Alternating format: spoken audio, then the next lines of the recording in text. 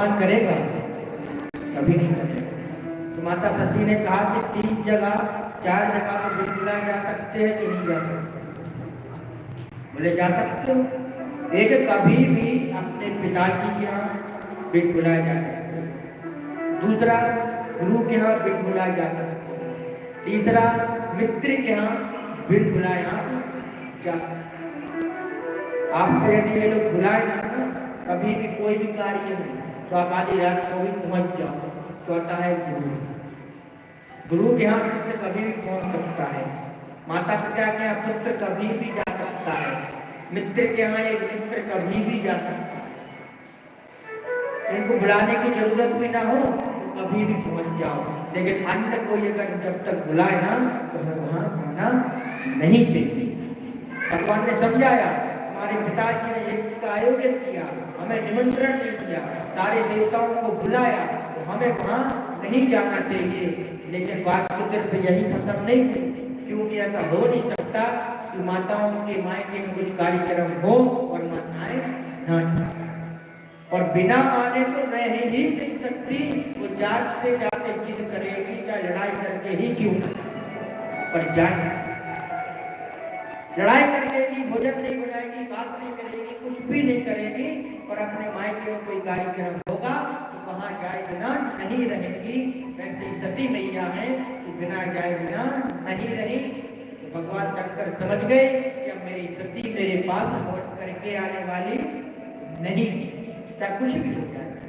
आज से वो चली गई, अब वो लौट कर नहीं आएगी। तो नंदी को नंगी को दोनों को साथ में भेजा कि तुम जाओ मेरी सती को वहां पर छोड़ करके आओ।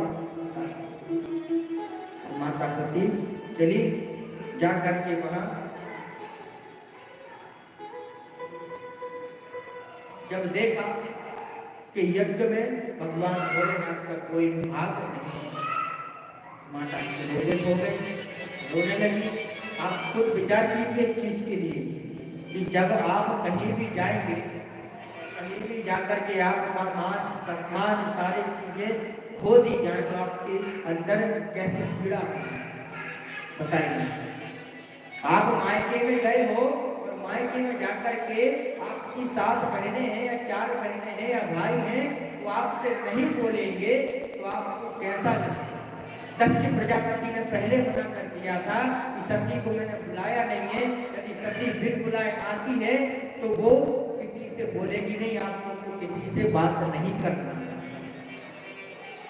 ठीक है, पिताजी की बात माननी पड़ी।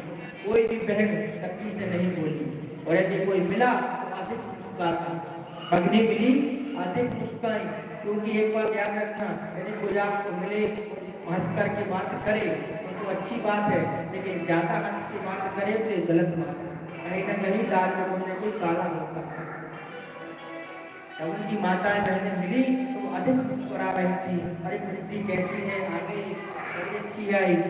इस प्रकार से बोलती बोलती जब भगवान शिव का वहां पर कोई बात नहीं देखा तो क्रोध में आ गई, आकर के आंसू बहाने लगी और कहने लगी कि आज मैं उस दक्ष की पुत्री हूँ जिसके अंदर इतना अभिमान है, जिसने मेरे पति को इस्लाम नहीं दिया है।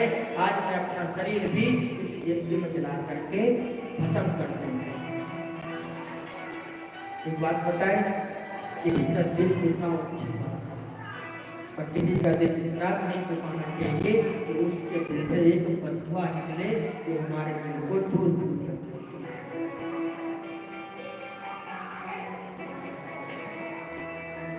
नहीं चाहिए दिल दुखाना किसी का,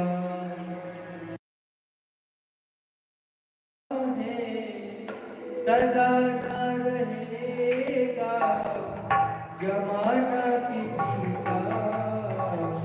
नहीं चाहिए दिल दुखाना किसी